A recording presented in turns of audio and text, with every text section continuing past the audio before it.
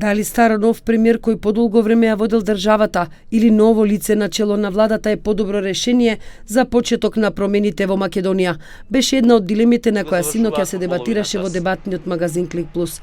Андреа Стојковски од Македонскиот центар за европско образование рече дека председателот на државата Ѓорѓе Иванов не требало да брза со доделувањето на мандатот на лидерот на ВМРО ДПМН Никола Груевски.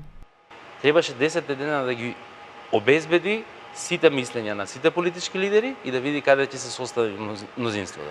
Реално можеше да го погоди мнозинството уште од самиот почеток. За историчарот Никола Србов нема дилема дека председателот Иванов постапил согласно уставот и мандатот му го доверил на лидерот на партијата, која на последните избори освои најмногу пратеници.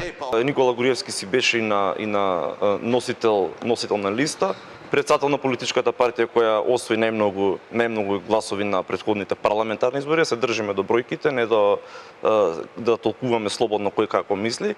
И сметам дека навистина тој е човекот кој треба да биде всушност мандатарот. Со ваквиот став на Србов не се согласија Малинка Ристевска Јорданова од Институтот за европска политика и аналитичарот Агим Јонус. Очекувањата беа да имаме еден нов дискурс, значи нов диалог, да има промена во досегашниот начин на однесување на власта.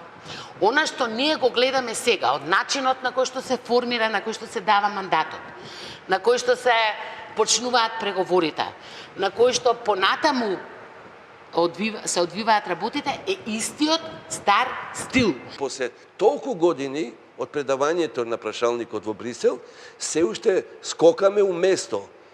Играме без музика. Соговорниците беа со различни ставови за тоа дали е потребен нов политички договор, но се согласија дека се неопходни нови парламентарни избори, се едно кога тие ќе се одржат.